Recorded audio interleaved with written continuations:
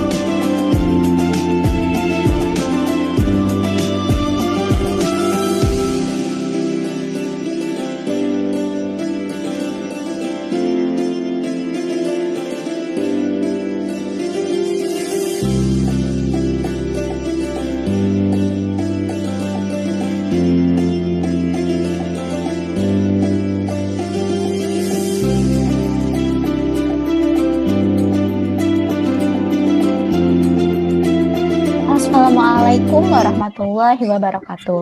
Kami ucapkan selamat datang kepada para peserta KSEIN LKI FKUB 2021. Izin mengingatkan kepada para peserta yang belum mengubah display namanya agar mengubahnya menjadi peserta underscore nama lengkap, dan juga para peserta dihimbau untuk menyalakan kameranya dan juga menonaktifkan audionya agar acara berjalan kondusif. Selain itu, para peserta juga dapat menggunakan virtual background yang telah dibagikan oleh panitia untuk memeriahkan acara pada hari ini.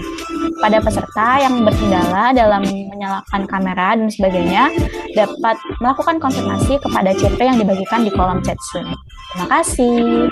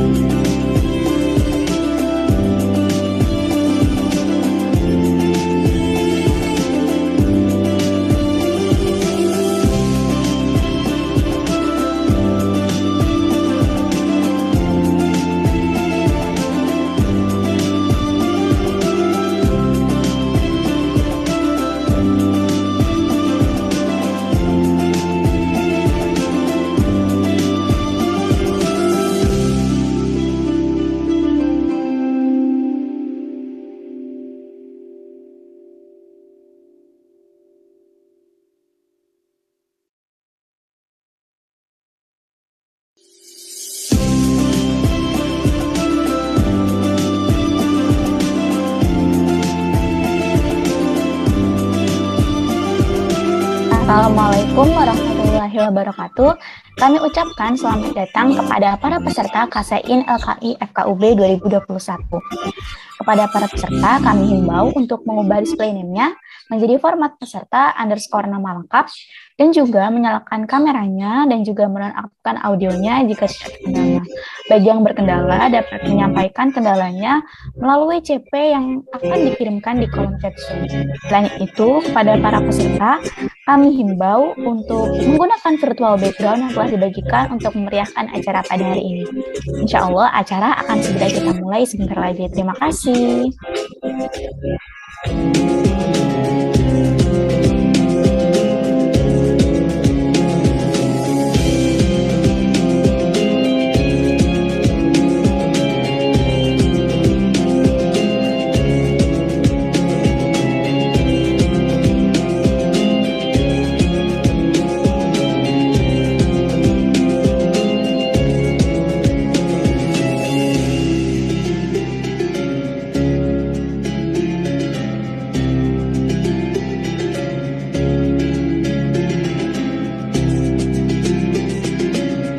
Ucapkan selamat datang kepada pemateri kita hari ini, yaitu Dr. Ulia. Selamat datang, dokter. Terima kasih atas kehadirannya. Iya, terima kasih. Sambil ngeting di sini juga ya. Oke, dok.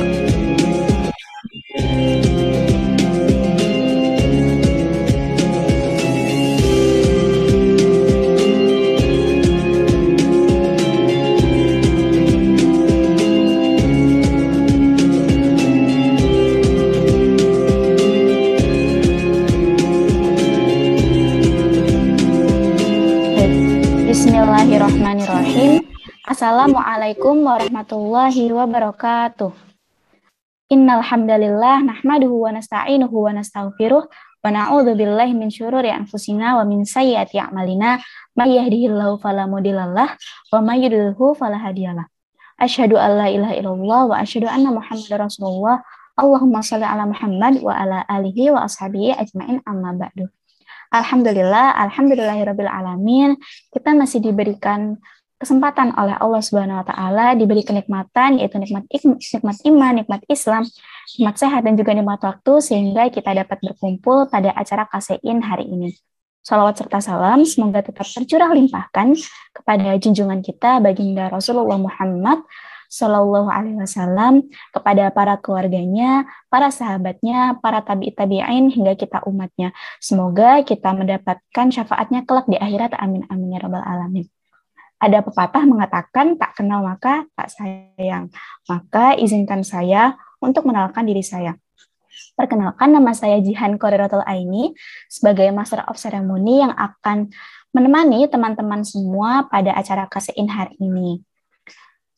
Acara KSEIN kita kali ini membawakan tema yaitu The True Muslimah Personality, di mana nanti akan ada rangkaian acara, yaitu yang pertama pembukaan yang sedang kita lakukan, selanjutnya akan ada pembacaan ayat suci Al-Quran, lalu dilanjutkan dengan materi dan juga sesi tanya-jawab, lalu akan ada sesi penyerahan sertifikat, dokumentasi, dan juga penutup. Baik, langsung saja kita buka acara kita kali ini dengan membaca basmalah. Bismillahirrahmanirrahim. Dan untuk menambah keberkahan kita pada pagi hari ini, alangkah baiknya jika kita mendengarkan tilawah Al-Quran yang insya Allah akan dibacakan oleh Ukhtina Naila. Kepada Ukhtina Naila, waktu dan layar kami persilahkan.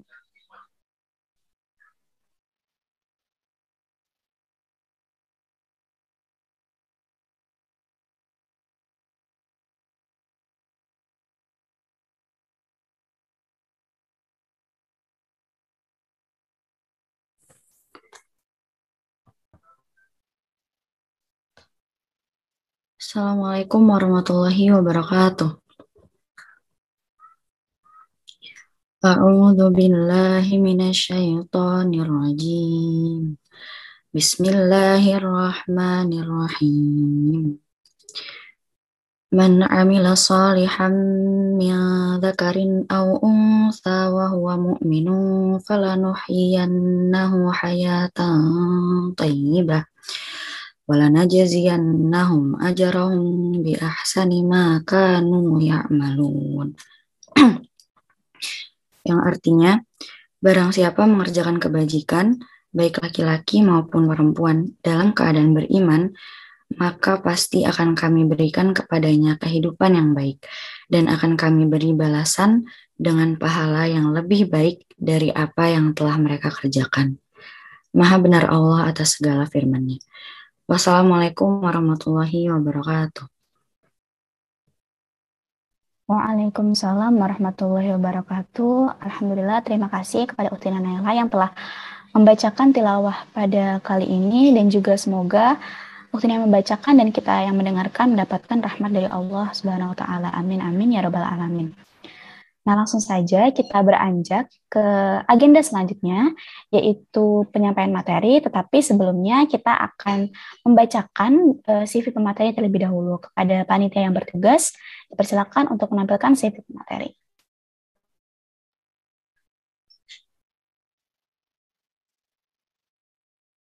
Nah, baik, terima kasih. Jadi, pemateri kita kali ini luar biasa sekali. Beliau memiliki banyak sekali pengalaman dan juga banyak sekali publikasi-publikasi, baik presentasi ilmiah, jurnal, maupun buku-buku. Nah, beliau ini salah satunya pernah melakukan presentasi ilmiah pada tahun 2020 pada seminar psikologi mengenal orientasi seksual anak sejak dini dengan judul Orientasi Seksual Anak, studi kasus Reinhard Sinaga, dan juga lakukan presentasi dengan judul Keistimewaan Ajaran Islam dalam Menghadapi Perilaku Psikososial Remaja Era 4.0 pada tahun 2019 dalam event Seminar Kesehatan Islami FK Universitas Hang Tuah Surabaya. Mungkin bisa ke atas. Nah, selain itu, pemateri kita kali ini juga telah menerbitkan beberapa jurnal penelitian, yaitu diantaranya jurnal Structural Family Therapy as Mediation Process for Marital Conflict Case Study pada tahun 2020 dalam Journal of Psychiatry, Psychology and Behavioral Research, dan juga jurnal Corsian Pasung and People with a Mental Disorder in Indonesia, Bioethic and Health Law pada jurnal International Journal of Law and Psychiatric pada tahun 2019. Selain itu, beliau juga telah membuat dan menulis buku, yaitu salah satunya Catatan Psikiatri, Seni Pemeriksaan dan Skema Kasus, dan juga Bersahabat dengan Hari Tua. Mungkin bisa next ke atas.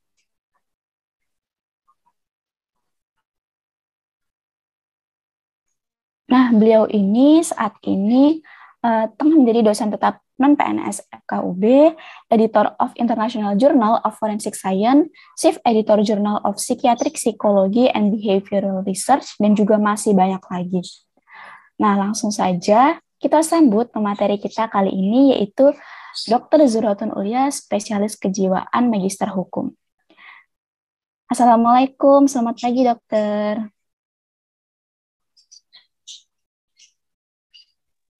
Waalaikumsalam warahmatullahi wabarakatuh. Sehat semuanya ya? Alhamdulillah, insya Allah sehat. Dokter sendiri sehat dok? Alhamdulillah. Saya minta maaf kalau nanti ada suara-suara berisik, entah itu suara ambulan atau suara orang benerin monitor dan lain sebagainya ya, karena posisi di rumah sakit. Dokter, baik. Terima kasih dokter, tidak apa-apa. Nah, karena mungkin teman-teman di sini semua juga sudah penasaran dengan materi yang akan dibawakan oleh dokter, langsung saja kami persilahkan kepada Dr. Zuhratun Ulya. Waktu dan layar kami persilahkan. Monggo dokter. Oke, terima kasih. Assalamualaikum warahmatullahi wabarakatuh.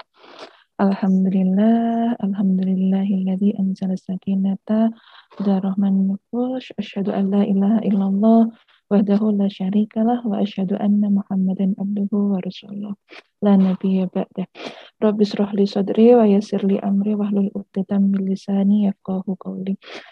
Qala Allah Ta'ala fil kitabil karim, a'udzu billahi minasyaitonir rajim. Bismillahirrahmanirrahim.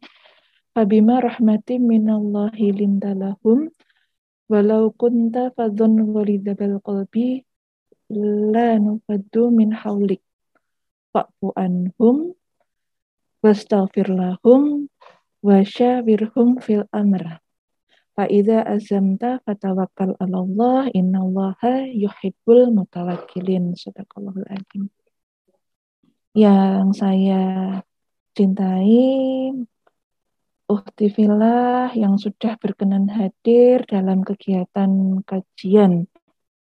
Seru loh. Jadi waktu saya diminta Mbak Fajar ya, minta Mbak Fajar, dokter mengisi kasein. Saya sempat berpikir, kasein, senyawa biokimia yang mana lagi? Ini kan yang perlu diisi gitu. Oh ternyata itu merupakan akronim. Masya Allah.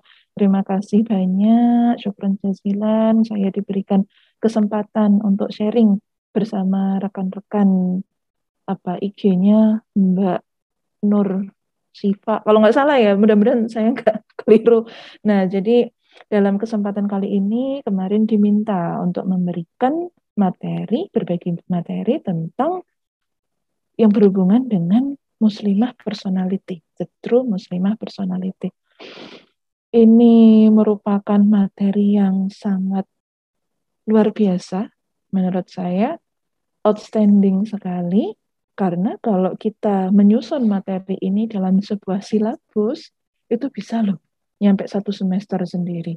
Nggak bohong, beneran. Karena dulu saya juga alumni madrasah, jadi saya mengerti apa sih poin-poinnya tentang ini. Nah, lalu bagaimana kita akan mengemas itu dalam suatu materi yang nantinya akan saya kaitkan dengan kedokteran jiwa, dan kurang lebih selama 1 jam ke depan ya kita akan diskusi saja. Jadi ini bukan kuliah, ini bukan webinar, jadi santai, relax aja. Yang pengen sambil makan, sambil ngemil, sambil minum boleh gitu ya.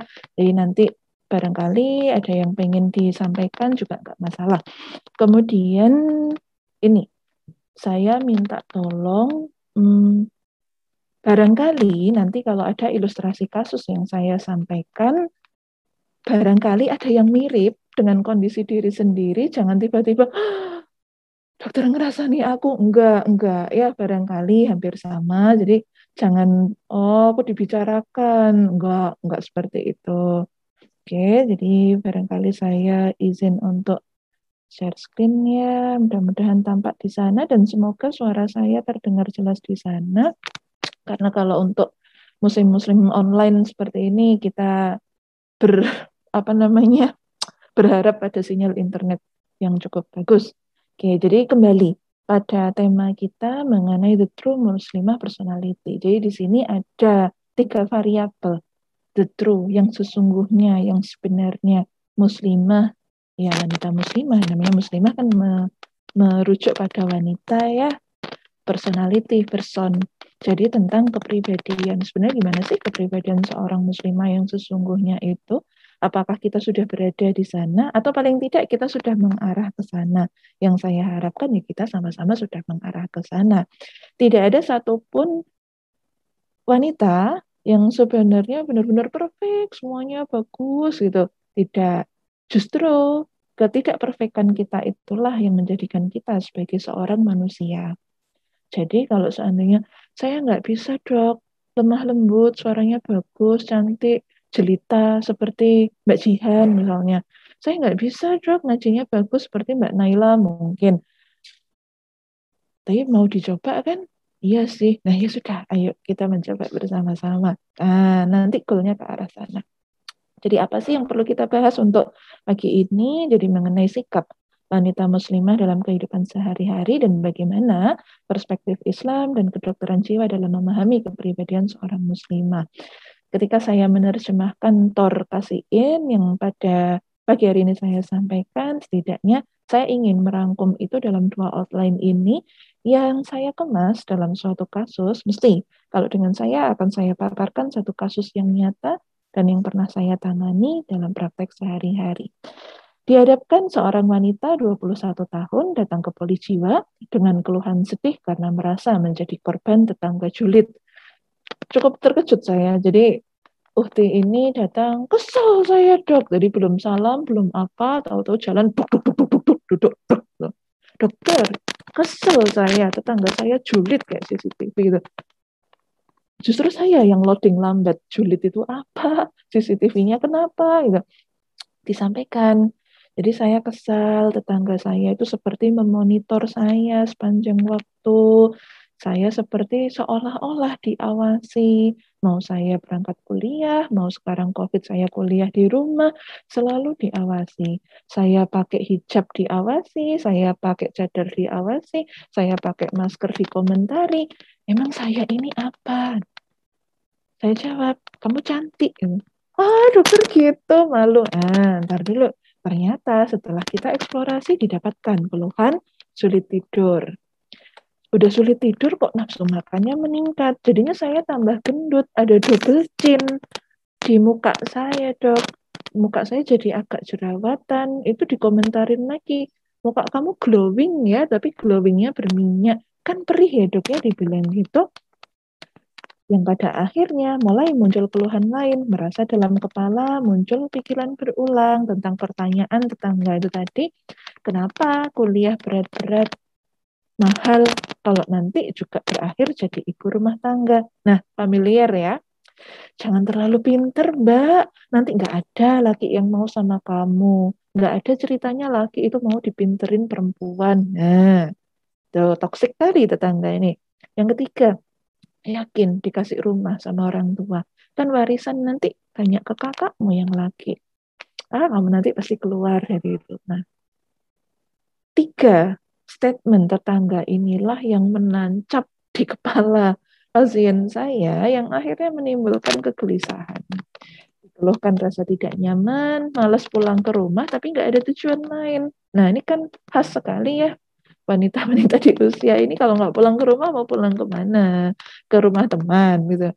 Kan nggak mungkin. Mulai hilang konsentrasi, ada penurunan kualitas hidup, hingga merasa ada perubahan suasana perasaan yang signifikan, hingga terpikir untuk melukai diri sendiri. Barangkali sebelum ini sudah mengenal tentang self-harm, jadi ada beberapa kondisi seseorang yang mengarahkan rasa sakit hatinya, rasa sakit yang dia alami, dan itu ditujukan pada diri sendiri. Mulai dari perlukaan menggunakan senjata tajam, atau menggunakan benda tumpul, atau mungkin ide-ide yang lain seperti kayaknya enak ya dok ya nabrakin diri ke mobil gitu, brak, gitu. Terus tiba-tiba nggak ada. Siapa yang bilang enak, sakit kan? Nah, itu contoh. Itu contoh. Apa yang saya lakukan pada kasus ini? Nah, itu akan kita bahas dalam tema The True Muslimah Personality pada pagi hari ini. Jadi seperti yang saya ungkapkan di awal, jadi kalau kita mengambil tema ini beneran loh, jadi 1 semester loh nanti. Ya, jadi lama kali. Kenapa? Karena jika diizinkan, saya memiliki satu pengalaman bahwa saya pernah membaca suatu kitab Sahsyiah Al-Mar'ah Al-Muslimah, barangkali rekan-rekan sekalian juga pernah merujuk pada kitab yang sama, karya Dr. Muhammad Ali Al-Hashimi tahun 94. Buku tersebut munculnya tahun 94, jadi waktu itu saya masih madrasah ibtidaiyah, masih sekolah dasar. Nggak tahu mbak-mbak ini ada di mana pada tahun itu, entah belum lahir, entah masih angan-angan gitu ya.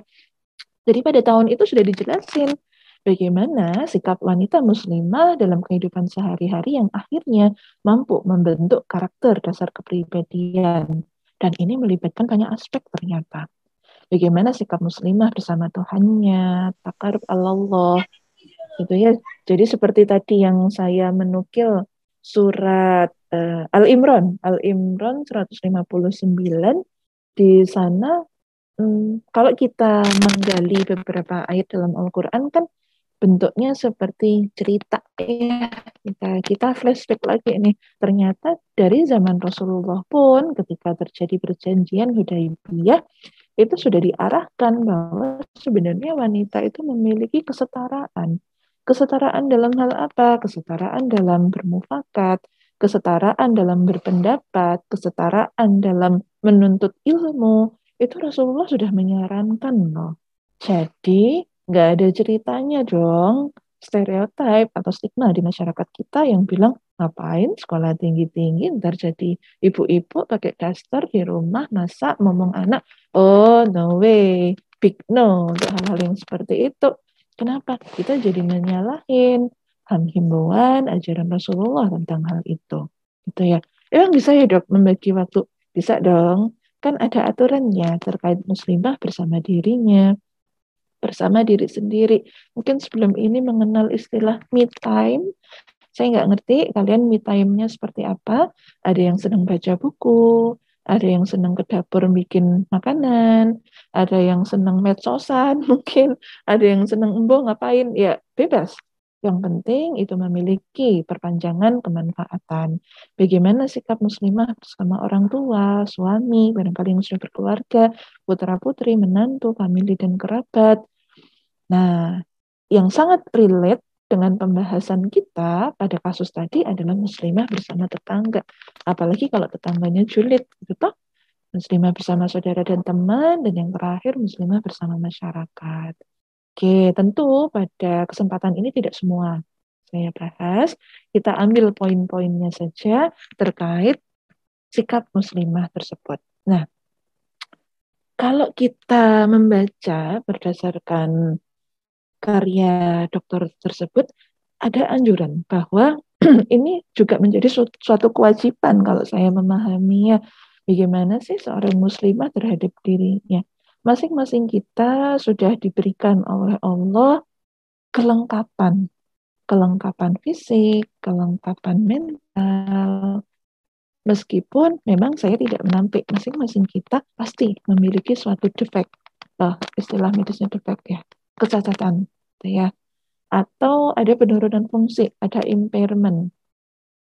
Dari luar kelihatannya baik-baik aja, oh ternyata mengalami periodontitis misalnya, ada radang di daerah jaringan penyangga gusi, tapi nggak ketahuan. Kenapa? Karena sehari-hari menggunakan masker mungkin. Baik-baik aja sih dok, oh ternyata agak stres dikit, jadinya gampang nangisan, orangnya melo. Nggak ada angin, nggak ada hujan, nangis. Nanti disinggung temennya dikit, nangis. Sampai rumah, nangis. Mau ngomong sama orang tua, nangis. Jadi tiap hari nangis saja. Tapi kalau kumpul sama teman-temannya, menunjukkan perilaku ceria, baik-baik aja, orangnya rame, asik. Tapi begitu sendiri, nangis lagi. Ada ya kayak gitu, banyak. Ya, nah, lalu bagaimana Islam menganjurkan pada setiap muslimah tentang merawat dirinya? Kita membagi itu menjadi 3. Bagaimana merawat tubuh, bagaimana merawat akal, dan bagaimana menjaga rohani. Untuk tubuh, ya sudah, sederhana dalam makan dan minum.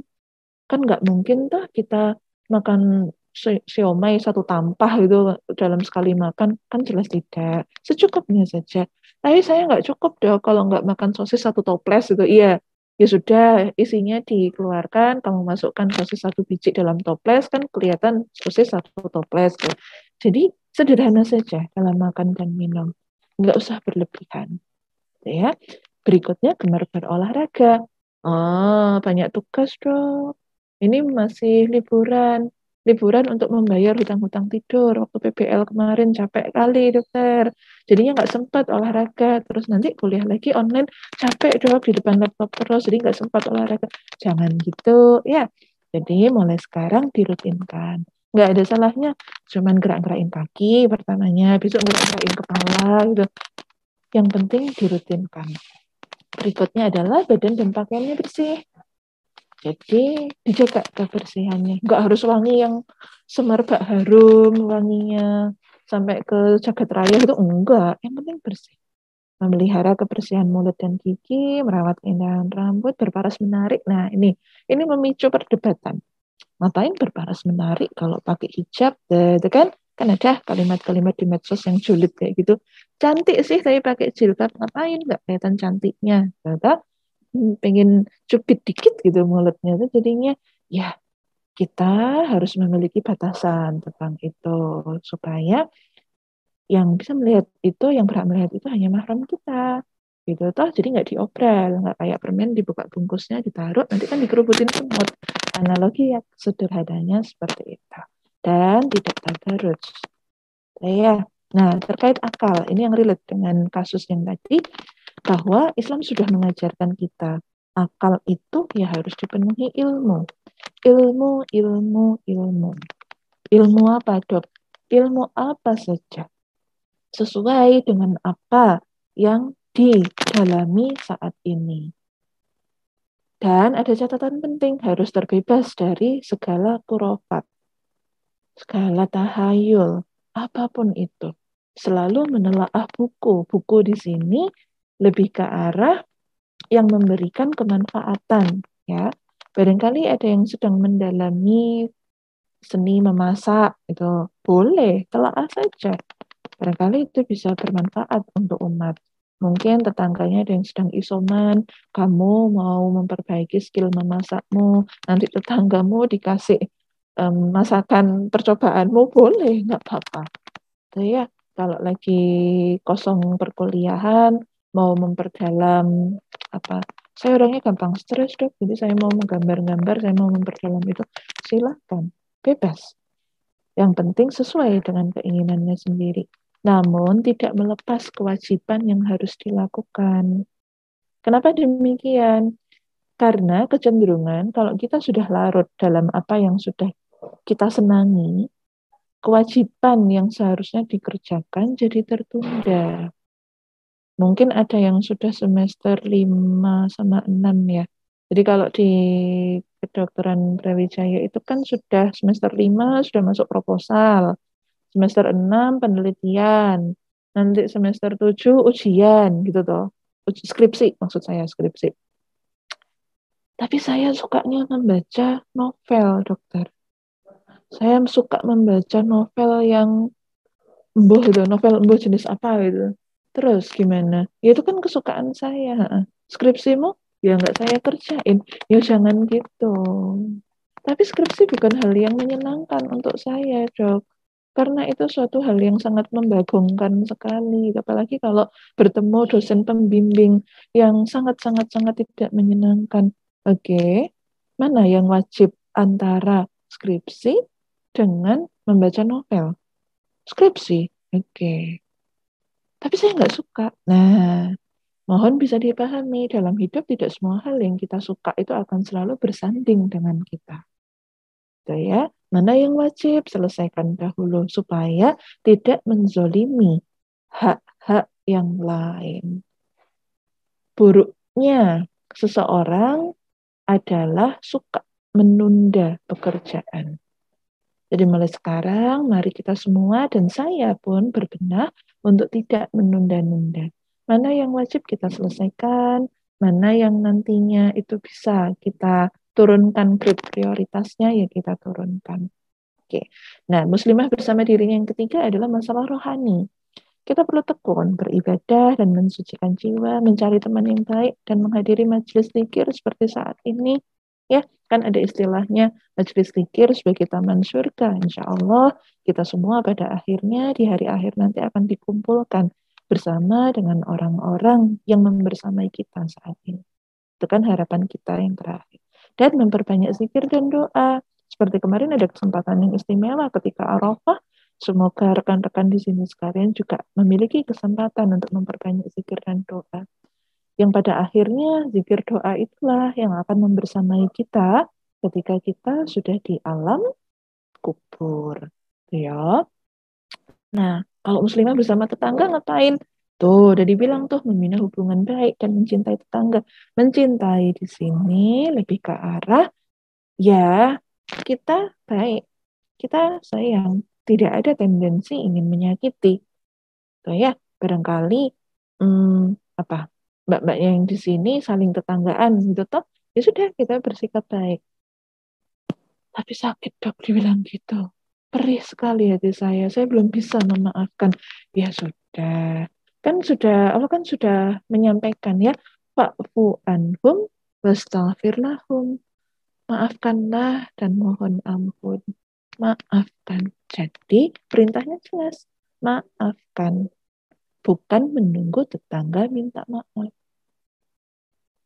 Melaksanakan petunjuk Islam dalam bertetangga.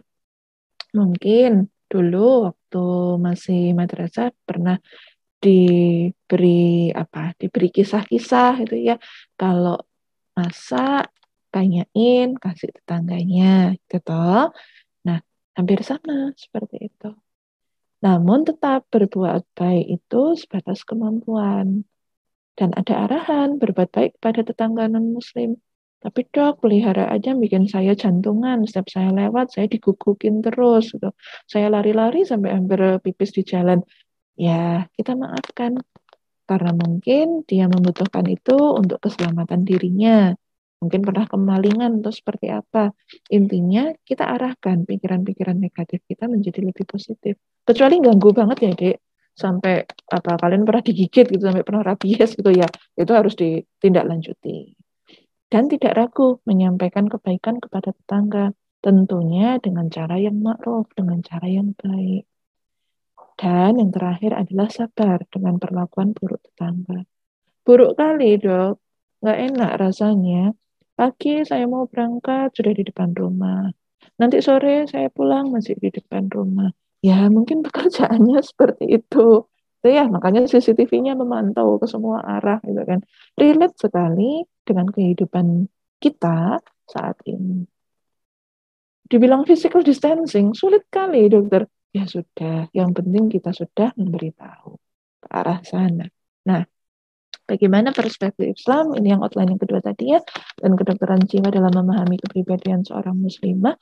Jadi, sekaligus saya sampaikan bahwa dalam ilmu psikiatri, dalam ilmu kedokteran jiwa, kita mengenal suatu kondisi multiaksial.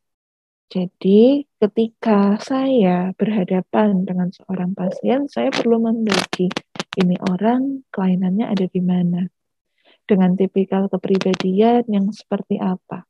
Kalau sudah membicarakan tentang kepribadian, ini adalah suatu hal yang melekat dalam diri seseorang. Sama seperti baju yang kita kenakan, kepribadian itu melekat sekali.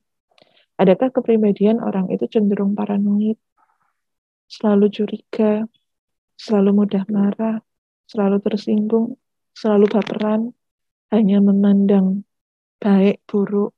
Contoh, Mbak Jihan itu loh dok, pernah bilang kalau saya gendut. Kesel saya, sakit hati saya sampai sekarang. Padahal Mbak Jihan itu juga nggak kurus-kurus amat. Tapi kenapa saya sakit hatinya sampai sekarang ya dok ya? Waspada. Terus sikapmu seperti apa? Saya sih sudah memaafkan, tapi saya nggak bisa lupa. Nah, memaafkan tapi nggak bisa lupa. Yuk intinya belum bisa memaafkan. Tetap kejadiannya kapan? Waktu masih mahasiswa baru. Oke. Berarti udah berapa tahun? Udah banyak tahun. Nah, ketika seseorang merawat dendam, merawat rasa sakit hati dalam jangka waktu yang sangat lama, sesungguhnya yang rugi adalah diri sendiri. Ya, pada prinsipnya saya selalu mengarahkan pasien, selalu mengarahkan klien atau siapapun dalam proses psikoterapi, jangan pernah menggenggam bara api. Karena sesungguhnya yang sakit, yang terbakar adalah diri kita sendiri. Kemudian ada yang mirip terkait perspektif Islam dan kedokteran jiwa ini. Ketika memandang kepribadian seseorang, kita tidak akan terlepas dari pengalaman masa lalu. Apa sih yang membentuk seseorang itu kok sekarang munculnya seperti ini? Ada orang yang senang diberikan pujian. Cantik ya, ya Allah, Masya Allah, ya aku gitu loh, gimana ya? Ada yang kayak gitu. Ada yang, ini kalau bukan karena aku, gak bisa cara ini berjalan. Kalian harusnya berterima kasih sama aku. Nah, contoh seperti itu. Ada lagi kepribadian orang yang cemas. Enggak, aku nggak berani. Takut aku. Kamu aja, kamu aja. Nanti laporannya kamu aja yang bikin ya. Nanti SPJ-nya kamu yang bikin ya. Aku deg-degan, takut keliru. Nah, deg-degan aja dari zaman A sampai Z gitu. Gitu aja terus nggak pernah berubah.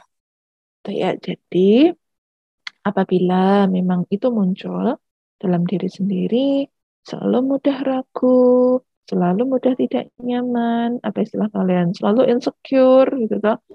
Mohon itu bisa diubah. Ya. Yang berikutnya adalah kewajiban menuntut ilmu. Sebenarnya siapa sih yang diuntungkan ketika kita memiliki ilmu yang banyak, ilmu yang baik, ilmu yang ma'ruf gitu ya. Siapa sih yang diuntungkan? Satu, diri sendiri. Yang kedua, anak-anak kita. Yang ketiga, keluarga kita. Kok bisa gitu, Dok? Iya dong.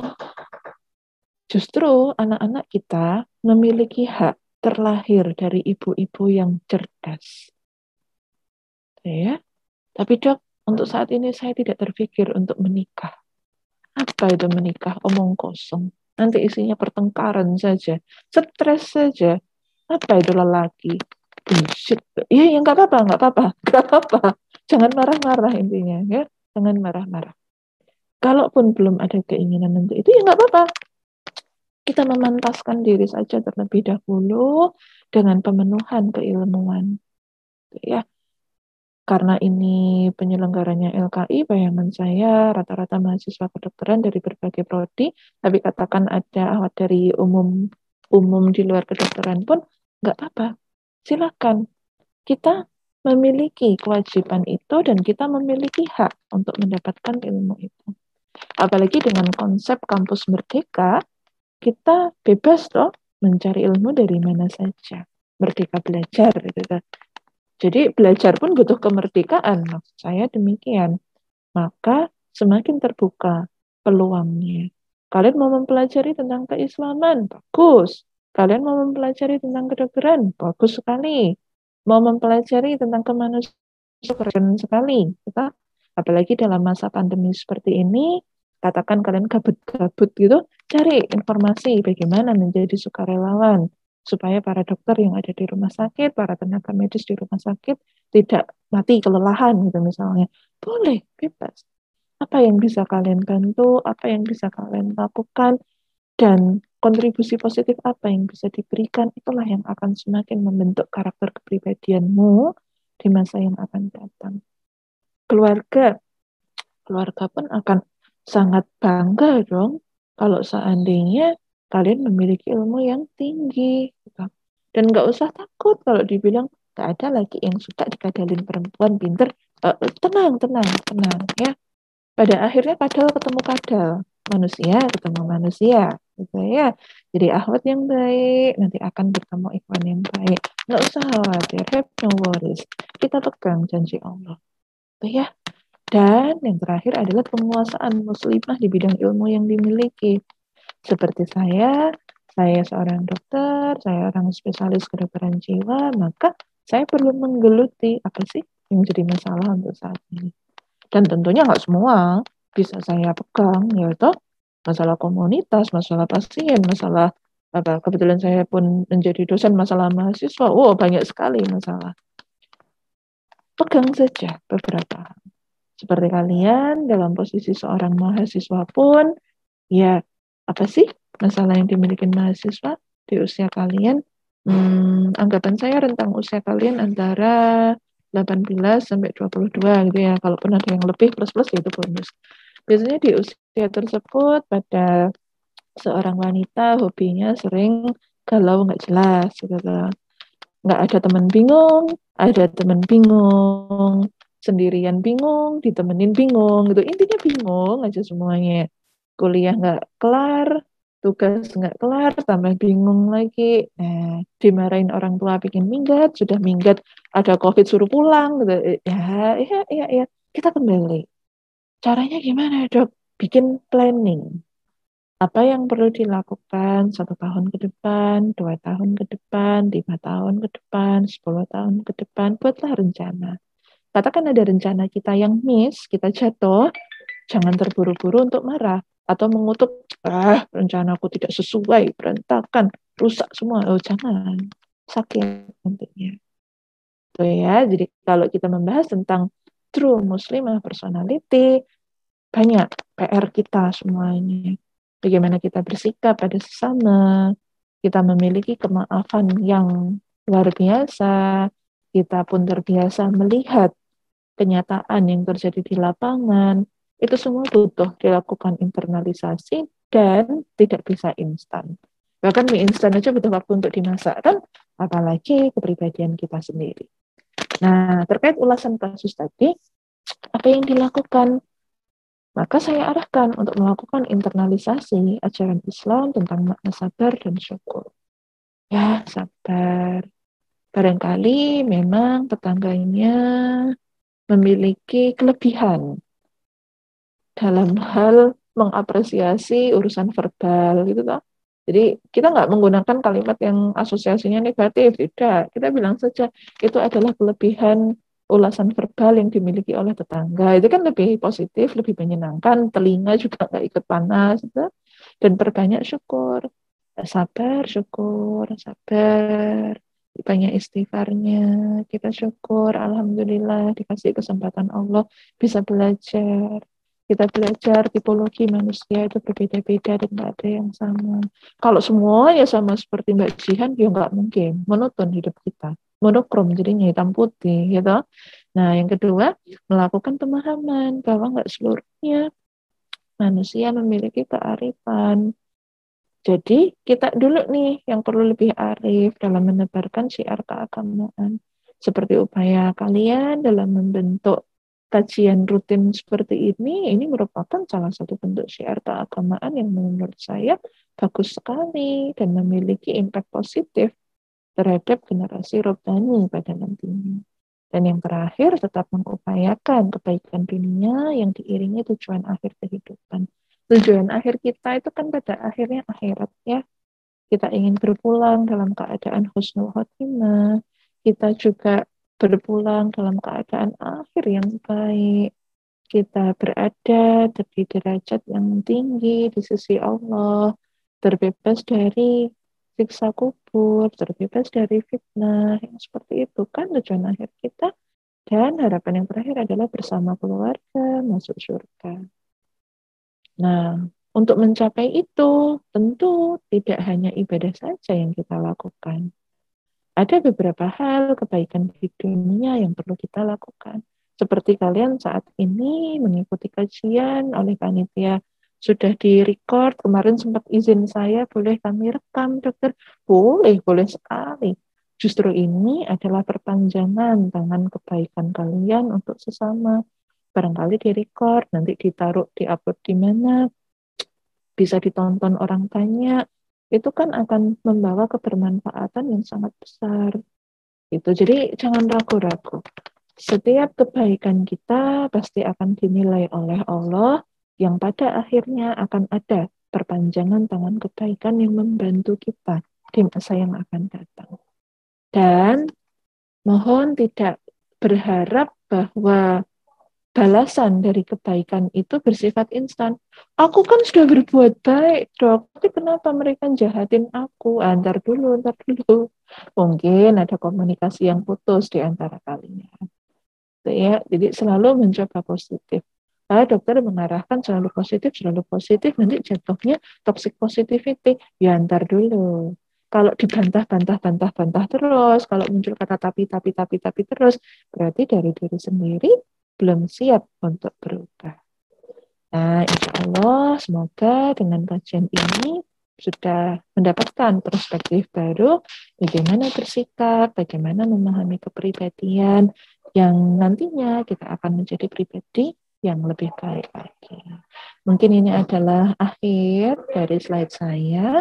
Barangkali kalau memang ada yang ingin didiskusikan atau ditanyakan, saya persilahkan. Waktu saya kembalikan ke MC, Mbak Jihan. Terima kasih. Assalamualaikum warahmatullahi wabarakatuh. Waalaikumsalam warahmatullahi wabarakatuh. Masya Allah, terima kasih banyak Dr. Zuratun Ulia yang sudah tadi memberikan materi yang sangat menginspirasi sekali ya. Jadi bagaimana seharusnya seorang muslim itu ya menyikapi terhadap kepribadiannya itu sendiri. Nah, selanjutnya kepada teman-teman yang masih ada pertanyaan atau wah ini kayaknya relate nih sama aku terus pengen diskusi dengan dokter, dipersilakan untuk mengajukan pertanyaan yaitu dengan langsung saja bisa raise hand atau bertanya melalui kolom chat Zoom dengan format nama _ izin bertanya dan juga pertanyaan. Monggo kepada teman-teman yang ingin bertanya dipersilakan.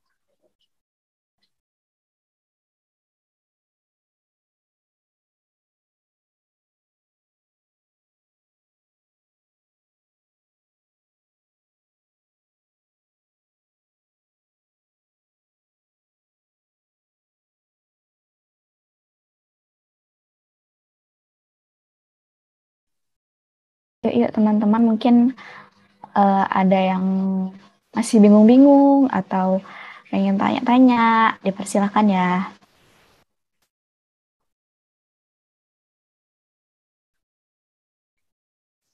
Wah, Masya Allah, ini sudah ada satu pertanyaan dokter di kolom chat Zoom. Saya izin membacakan.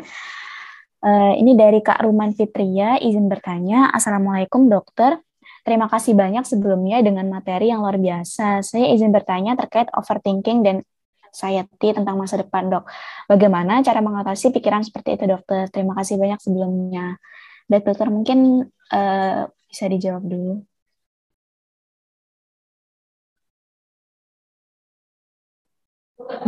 Waalaikumsalam. Overthinking, aduh, kasihan. Oke, overthinking, over itu berlebihan. Ini kenapa thinkingnya pakai THING? Thinking with a C between. Jadi pikiran yang berlebihan dan anxiety, kecemasan tentang masa depan. Pertanyaannya adalah mengapa overthinking itu bisa muncul? Itu yang perlu kita evaluasi dalam diri sendiri. Anxiety tentang masa depan, mengapa hal tersebut muncul? Apa sih yang di-anxiety-kan sebenarnya? Apa sih yang dicemaskan sebenarnya?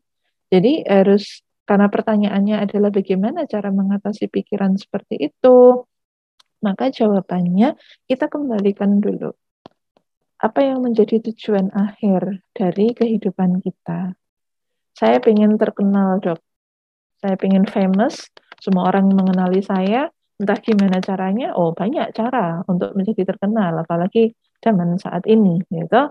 Mau pakai cara yang wajar dengan yang cara yang tidak wajar, banyak cara. Nah, langkah berikutnya adalah setelah kita mempertanyakan pada diri sendiri mengapa hal tersebut muncul, kita perlu mencari akar masalahnya itu ada di mana. Ada beberapa orang dengan kecenderungan overthinking yang menurut saya dibilang lucu ya nggak lucu, dibilang nggak lucu tuh ya lucu gitu. Ada salah satu awat yang datang pada saya menyampaikan, dok, kenapa bumi itu bulat? Nah,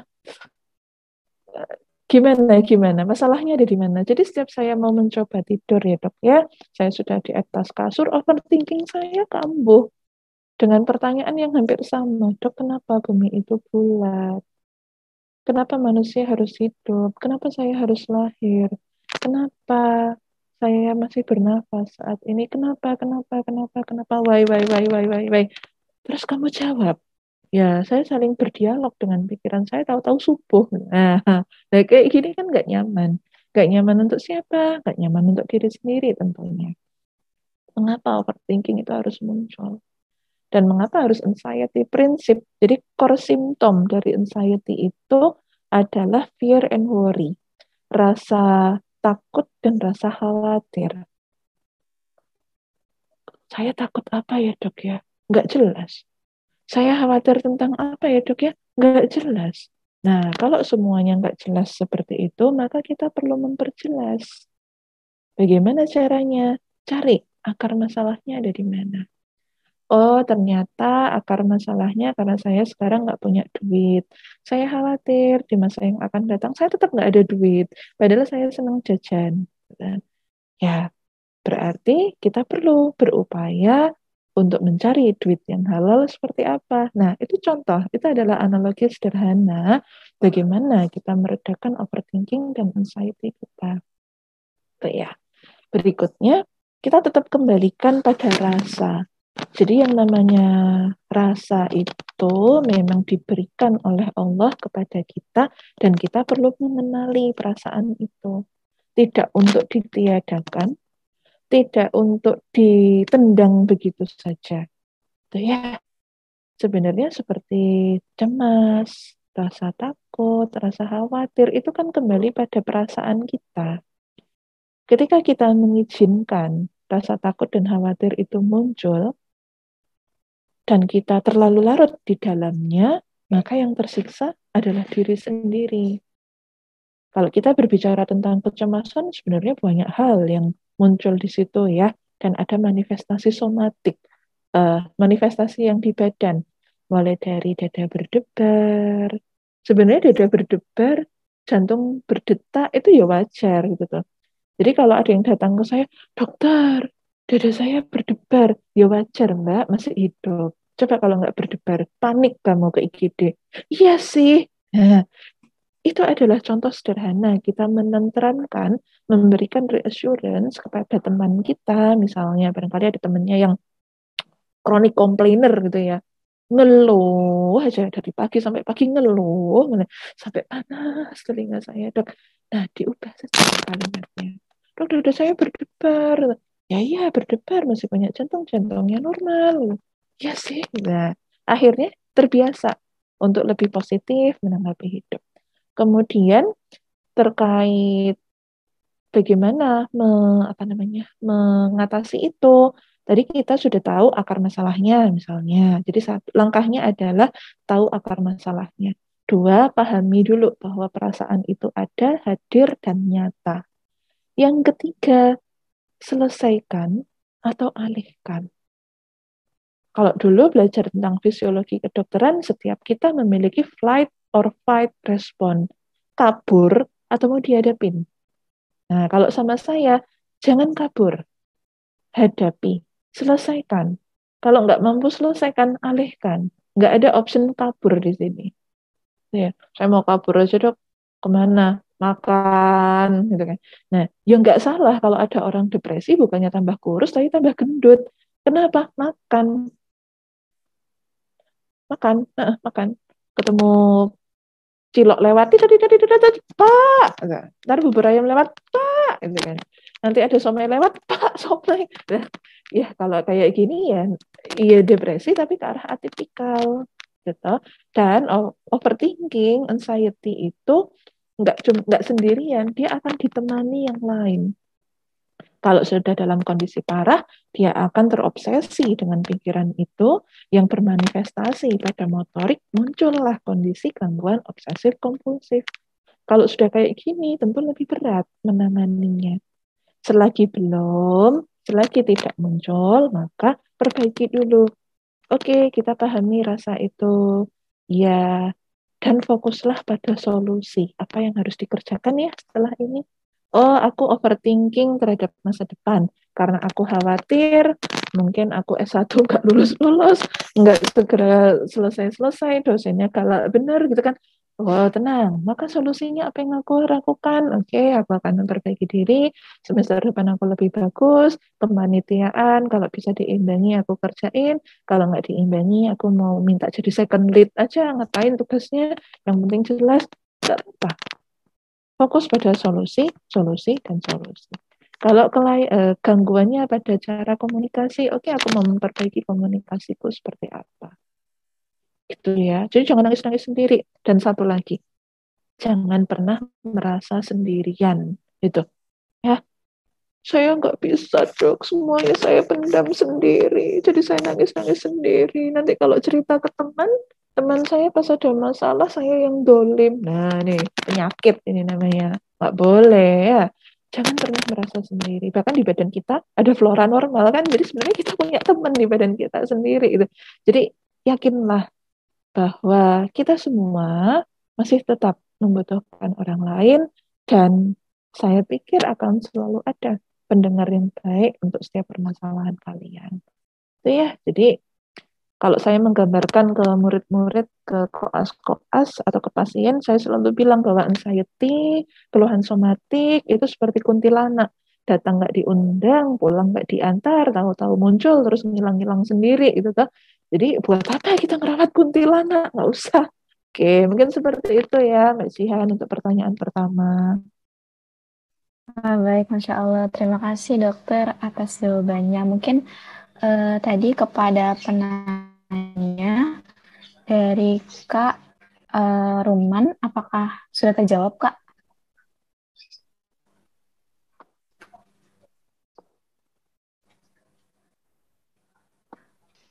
Baik, terima kasih banyak dokter. Insya Allah sudah terjawab. Oke, semangat ya. Jangan overthinking lagi. Baik, Dok. Oke, baik. Mm-mm. Alhamdulillah. Dan ini juga ternyata di kolom chat Zoom ada banyak pertanyaan Oh nih, Dok. iya, Tapi nanti kita oke, sambil gimana? lihat kondisi waktu dulu nih, Dok. Jadi Iya, iya. sebelumnya mungkin eh, Oke, jadi ini tapi sebelum saya bacakan pertanyaan selanjutnya, jadi kepada para peserta, sebelum kita lanjut ke pertanyaan selanjutnya, mungkin bisa mengisi link presensi yang akan dikirimkan di kolom chat Zoom, supaya nanti tidak terlupa saat kepulangan, Gih. Nah, monggo. Sambil kita simak sesi tanya jawab. Nah, saya bacakan untuk pertanyaan kedua, nih, Dok. monggo. Izin membacakan dari Kak Anggun Septiani, izin bertanya. Assalamualaikum dokter, terima kasih banyak atas sharing materinya yang sangat luar biasa. Saya izin bertanya terkait dengan hablum minannas tentang dua konsep ini. Memperlakukan orang lain sesuai dengan perlakuan mereka kepada kita atau selalu memperlakukan orang lain dengan baik, tidak peduli bagaimanapun dia kepada kita. Menurut dokter, konsep mana yang lebih baik? Adakah batasan yang lebih jelas bagaimana kita harus bertindak kepada orang lain? Terima kasih banyak dokter. Monggo dokter, mungkin bisa. Karena terima kasih banyak ya, saya jawab sama-sama. Saya jawab sama-sama duluan. Oke, prinsipnya gini, mana yang lebih baik? Tidak ada batasan ketika kita bisa berbuat baik. Itu dulu yang dipegang. Jadi kalau mau berbuat baik ya udah baik-baik aja gitu kan. Mau pakai konsep yang mana bebas, mau pakai mana aja boleh. Apakah kita perlu memperlakukan orang lain sesuai dengan perlakuan mereka kepada kita? Nah, ini jadi jebakan Batman, gitu. Nggak harus Batman sih, jebakan Superwoman juga bisa. Jadi kalau kita memperlakukan orang lain sesuai dengan perilaku mereka ke kita, kalau mereka jahat, kita jahatin balik. Ya jangan, gitu ya. Atau selalu memperlakukan orang lain nggak dengan baik, tidak peduli bagaimanapun dia kepada kita, ya lihat konteks juga. Misalnya nih ya, praktikum berkelompok, praktikumnya sulit, terus kamu dijongkroin, apa istilahnya dijongkroin? Apa di istilahnya diblusuin, ya intinya kamu suruh ngerjain semuanya itu kan, nanti presentasi tinggal aku yes yes gitu ya, ya ntar dulu, nggak seperti itu juga. Jadi kalaupun kita berbuat baik pada orang lain ya sudah, berbuat baik saja. Hablum minannas, jadi hubungan kita dengan sesama manusia itu memang diharapkan mengarah pada suatu kondisi simbiosis mutualisme, kan seperti itu. Nah, terus bagaimana ya dok ya? Adakah batasan yang lebih jelas? Bagaimana kita harus bertindak kepada orang lain? Ya, kita perlu bertindak sesuai dengan kewajaran, sesuai dengan norma, sesuai dengan etika, dan sesuai dengan konsep sehat jiwa. Jadi yang namanya dalam suatu hubungan itu akan selalu melibatkan komunikasi yang baik. Kalau di istilah medis, kita selalu membutuhkan komunikasi terapeutik, komunikasi yang bersifat terapi. Jadi ketika datang awal, kita sudah menunjukkan bahwa, oh iya, gimana, apa yang bisa dibantu. Ini bisa diadop dalam suatu konsep hablum minannas. Apabila saudara kita atau teman kita atau siapapun mengalami kesulitan, oke, kita tunjukkan. Namun harus dipahami bahwa tidak semua orang memiliki afek, memiliki apa afek itu bahasa awamnya ya, memiliki wajah yang cukup menyenangkan gitu. Wajah yang cukup menyenangkan tuh bukan berarti ketika kita melihat kita langsung ketawa, mukanya lucu banget ya Allah. Enggak gitu, enggak gitu. Jadi afek itu lebih ke arah respon emosi yang tampak secara objektif. Mungkin memang ada yang poker face, jadi mukanya datar gitu kan. Mau ada suatu hal yang menyenangkan, mukanya datar. Mau ada yang menyedihkan, mukanya datar gitu. Ya itu perlu kita pahami juga. Karena ada beberapa orang yang memiliki kecenderungan alexitimia, yang memiliki kecenderungan tidak mampu mengungkapkan emosinya, itu juga akan sulit loh. Nah, dan ketika berbuat baik itu jangan terburu-buru mengharapkan balasan yang baik. Kenapa? Jatuhnya pada kondisi kecewa. Ya. Jadi kalau saya ditanya konsep mana yang lebih baik? Semuanya baik. Asalkan kita berbuat baik sesuai batas kewajaran, tidak berlebihan, kita memperlakukan orang lain dengan baik, toh pada akhirnya kebaikan itu akan kembali kepada diri kita sendiri atau orang-orang di sekitar kita. Kita baik tidak hanya untuk diri sendiri, tapi untuk keluarga kita, untuk saudara-saudara kita, untuk teman-teman kita ke arah sana. Itu ya. Dan kalau baik itu harus ikhlas. Nggak perlu dipikirkan, aku kan pernah dijahatin. Wah, kok enak? Sorry, jangan gitu. Ya, Fa'fu anhum, maafkanlah. Fa'fu anhum, wastaghfir lahum, maafkan, dan kita terus memohon ampunan. Kayak gitu, oke?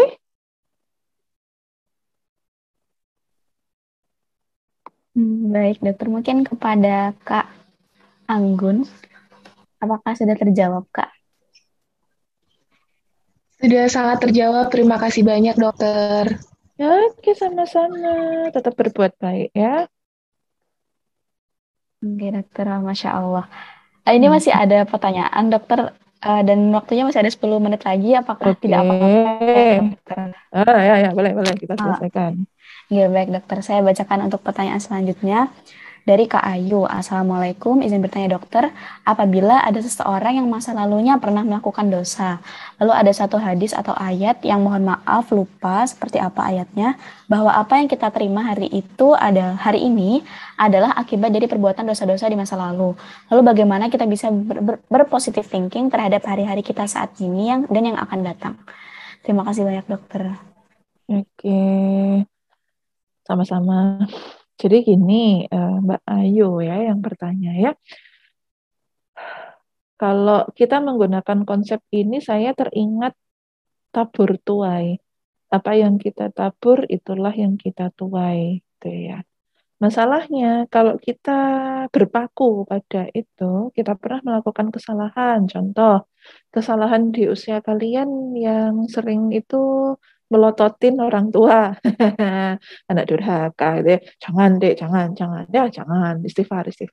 Jadi kalau katakan itu pernah terjadi gitu ya, wah, mama kan nggak tahu apa-apa.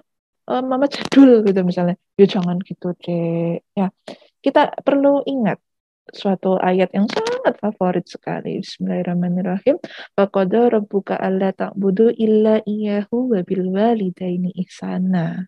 Imma yablughanna indakal kibara ahaduhuma aw kilahuma fala taqul lahumā uffin wa la tanharhumā wa qul lahumā qawlan karima.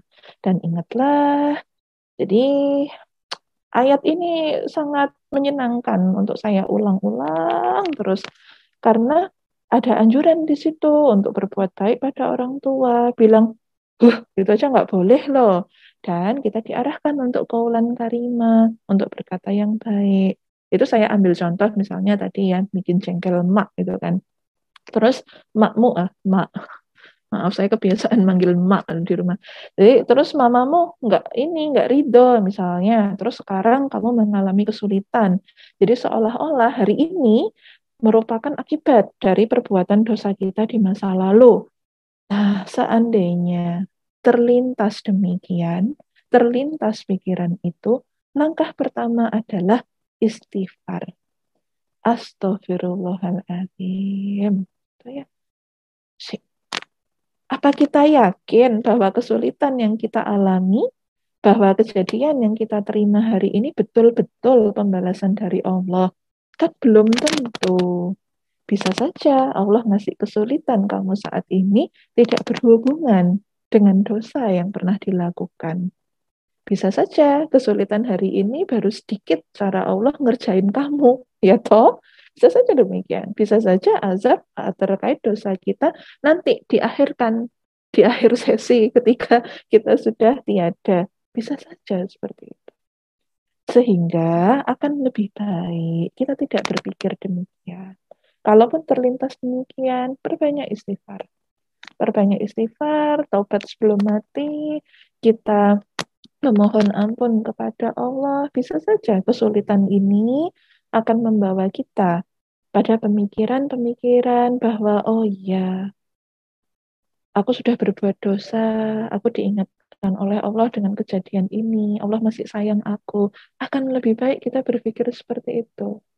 Sehingga kalau saya ditanya bagaimana kita berpositif thinking terhadap hari-hari kita saat ini, just go ahead. Kita jalani saja. Kita jalani, berbanyak istighfar, berbanyak perbaikan diri, Dan di masa yang akan datang, kita akan menjadi orang yang lebih baik lagi ke arah sana. Ada nasihat dari orang tua saya yang selalu saya pegang. Jadi kedua orang tua saya ini memiliki moto hidup fastabiqul khairat. Gitu. Jadi kan dulu kalau waktu kita mau masuk SMA kan ditanya ya moto hidup gitu ya, nama, alamat, nama orang tua, nomor telepon, terakhir di bawah nyempil moto gitu. Karena saya nggak kepikiran apa moto hidup saya copy paste aja motonya mak sama bapak saya itu, fastabiqul khairat. Dan ketika saya mencari, oh ternyata maksudnya adalah berlomba-lomba untuk berbuat kebaikan, kebajikan. Nah, ini bisa kita adopt untuk pertanyaan Mbak Ayu. Jadi, akan lebih baik ketika terlintas pikiran aku dibales nih, Allah balas aku nih, aku dulu pernah jahat-jahat nih, aku pernah dosa-dosa kali ya, aku istighfar. Istighfar banyak-banyak, perbanyak ibadah, kemudian kita memperbaiki diri kita sehari-hari seperti apa, dan yang terakhir, ikutin anjuran orang tua saya, fastabiqul khairat. Gitu ya.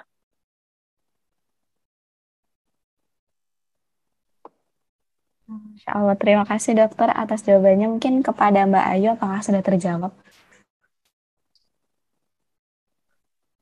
Baik, baik dokter. Sudah terjawab dari Mbak Ayu. Ini untuk pertanyaan terakhir ya mungkin dokter. Ada dari Kak Dwi. Assalamualaikum, izin bertanya dok, apabila saya punya trauma di masa lalu sehingga saya susah untuk maju ke depan karena takut terulang, itu bagaimana menghilangkan rasa traumanya? Terima kasih dokter. Oke. Jadi kita kembali pada rasa, ya rasa. Yang namanya rasa itu ya untuk dirasakan. Kita tahu rasanya bakwan itu gurih, kita tahu rasanya donat itu manis, kita tahu rasanya apa? Rasanya cabai itu pedas. Yang akhirnya kita pun tahu rasa mengalami suatu kondisi yang disebut trauma itu pasti menimbulkan keadaan yang tidak nyaman. Mungkin di sini yang dimaksud adalah trauma psikologis ya, tapi saya nggak tahu bentuknya seperti apa karena saya juga tidak terlalu mengenal Mbak Elisia, kehidupan sebelum ini bagaimana. Cuman kalau saya boleh berpesan, akan lebih baik mulai saat ini tidak lagi fokus pada traumanya. Karena trauma psikologis itu akan menempatkan kita pada rasa sakit yang tidak berdasar dan tidak bertepi. Sudah baik-baik nih, sudah baik-baik aja, kuliah baik-baik aja, ujian baik-baik aja. Ketemu orang mengingatkan kita pada trauma. Yang muncul apa? Nggak nyaman. Nggak nyaman, melo, ada hujan, bukan salahnya hujan, jadi nangis. Ngelihat sama membau tanah yang kesiram air hujan jadi nangis. Padahal bukan salahnya hujan, ya toh? Atau mungkin ngelihat boneka di toko istana boneka, padahal bukan salah boneka. Oke, jadi akan lebih bagus untuk saat ini tidak lagi terfokus pada trauma itu sendiri. Saya minta maaf karena koneksinya nggak stabil di sini, barangkali putus-putus. Prinsipnya tidak pernah untuk menjadikan suatu trauma itu menjadi titik fokus kita. Jadi gini, dalam psikiatri kita mengenal istilah catastrophizing. Jadi sebenarnya masalahnya cuma di sini nih. Masalahnya ada di tengah sini. Tapi ini katakan ini trauma ya, traumanya Mbak Elisia ya, karena yang bertanya Mbak Elisia. Traumanya ada di sini. Kalau Elisia memiliki kecenderungan catastrophizing, ini jadi gede. Melebar, memenuhi ruangan, akhirnya yang sumpek, yang ampek, diri sendiri. Jadi yang tadinya besar, coba kita perkecil sudutnya, kita kembalikan ke tempatnya. Kalau sudah dikembalikan ke tempatnya, buang. Tuh, ya, itu adalah cara sederhana untuk mengalahkan rasa trauma kita. Pada akhirnya trauma itu jadikan sebagai pembelajaran saja. Oh iya, dulu pernah kejadian itu. Percaya sama saya, suatu saat kita akan menertawakan trauma kita sendiri. Itulah gunanya kaca spion, betul? Kaca spion di motor, kaca spion di mobil, kaca spion di truk, di bis, di pesawat, semuanya digunakan untuk melihat yang ke arah belakang. Cuman dilihat aja, jangan dilihat terlalu lama. Dilihat sekilas, oh ada kendaraan di belakang, aku harus hati-hati. Oh ada kendaraan ngebut, sudah mepet-mepet, mungkin kebelet pipis, oke, jadi aku yang harus hati-hati atau aku menepi. Oh di belakang ada ambulan, terburu-buru membawa pasien COVID, oke, aku harus menepi. Sama, kalau spionmu muncul, dan kamu merasa teringat oleh trauma itu, oh muncul lagi kenangan yang tidak menyenangkan, oke, aku berhenti sejenak. Berhenti sejenak, kenapa ya kok muncul lagi? Mau menyampaikan apa ya ke aku saat ini? Aku sudah baik-baik saja, aku akan lebih baik-baik saja. Bismillah, Allah bersamaku, dan insya Allah aku akan selalu baik-baik saja. Gitu. Itu adalah teknik melakukan reassurance, melakukan penjaminan kembali, atau memberikan sugesti pada diri sendiri yang barangkali bisa mulai dikerjakan saat ini. Seperti itu, Mbak Jihan. Semoga membantu Mbak Elisia. Ya, Masya Allah. Terima kasih banyak dokter atas jawabannya kepada Mbak Elisia. Apakah sudah terjawab? Nah, sudah terjawab dokter. Nah, baik, tadi kita, ya Alhamdulillahirrahmanirrahim. Nah, baik, kita tadi sudah berdiskusi panjang ya, dokter dengan para peserta. Saya izin mengingatkan kembali kepada para peserta untuk dapat mengisi link absensi ya, yang insya Allah akan dibagikan di kolom chat Zoom. Dan juga terima kasih banyak kepada Dr. Zuhratun Aulia yang sudah menyempatkan untuk sharing dan berbagi di sini dan memberikan banyak sekali inspirasi. Nah, selanjutnya insya Allah akan ada sesi penyerahan sertifikat dokter. Jadi untuk panitia yang bertugas dipersilahkan untuk men-share screen untuk sertifikat dan juga melakukan dokumentasi.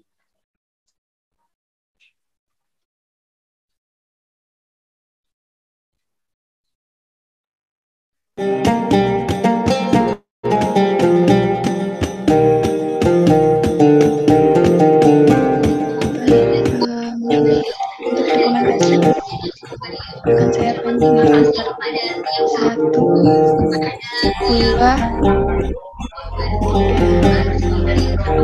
Terima kasih.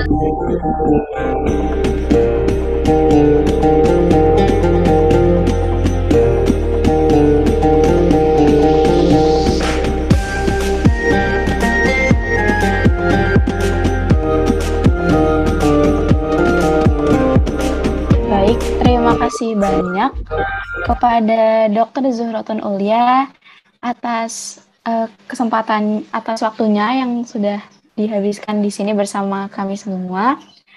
Dan bagi Dr. Zuhratun Aulia, apabila memiliki agenda lain, dipersilahkan untuk meninggalkan room Zoom, dokter. Terima kasih banyak, dokter. Oke, terima kasih ya. Mohon izin pamit. Semoga yang saya sampaikan dalam kegiatan ini bisa memberikan manfaat dan insya Allah menjadi perpanjangan tangan kebaikan dari rekan-rekan sekalian. Saya undur diri dulu. Assalamualaikum warahmatullahi wabarakatuh. Waalaikumsalam warahmatullahi wabarakatuh. Terima kasih banyak, dokter. Nah, baik. Agenda selanjutnya yaitu akan ada pengumuman penanya terbaik. Nah, jadi tadi kepada teman-teman yang sudah bertanya, jangan khawatir karena di sini ternyata kita punya door prize loh untuk teman-teman. Jadi penanya terbaik untuk KSEIN kali ini Anggun, dan kepada Kak Anggun dapat melakukan konfirmasi hadiah melalui komen, insya Allah akan dikirimkan di kolom chat Zoom.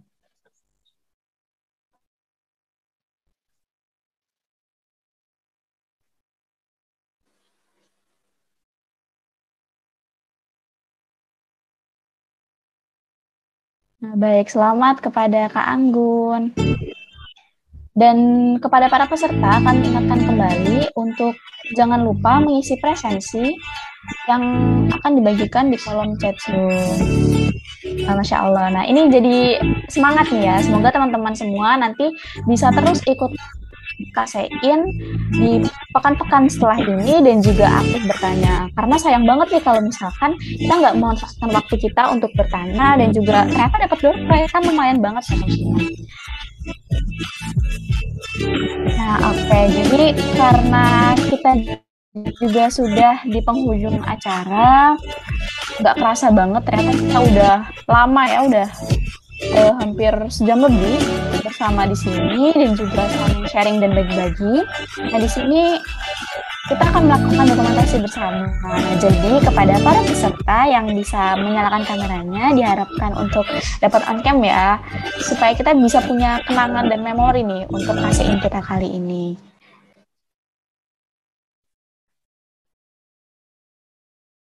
Yuk yang bisa on cam yuk.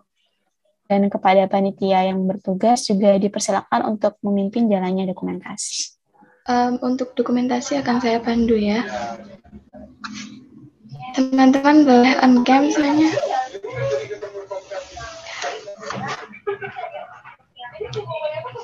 Yuk on cam yuk. Baik, untuk slide 1, 2, 3.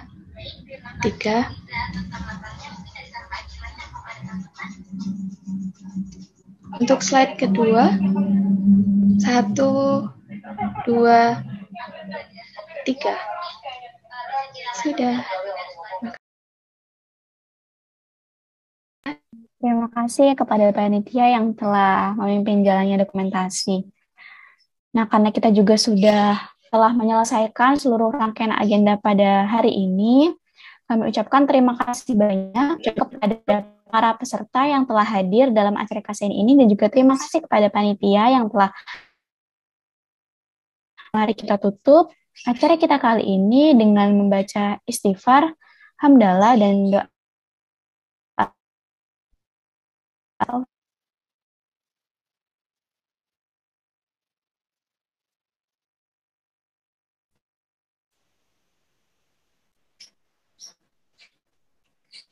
Mohon maaf, saya tadi sempat terlempar. Nah, baik, jadi mari kita tutup agenda kita kali ini dengan membaca istighfar, hamdalah, dan doa penutup majelis. Astaghfirullahaladzim, astaghfirullahaladzim, astaghfirullahaladzim. Subhanakallahumma bihamdika, asyhadu an la ilaha illa anta, astaghfiruka wa atubu ilaik. Ihdinas siratal mustaqim. Wassalamualaikum warahmatullahi wabarakatuh. Dan jangan lupa ya teman-teman untuk tetap stay tune di Instagram Mbak Nur Syifa dan insya Allah kajian kita kali ini akan diupload di YouTube Mbak Nur Syifa. Jadi teman-teman bisa juga mampir ke Instagram dan YouTube-nya Mbak Nur Syifa. Terima kasih. Semangat semuanya. Jangan lupa join Kasein pekan depan.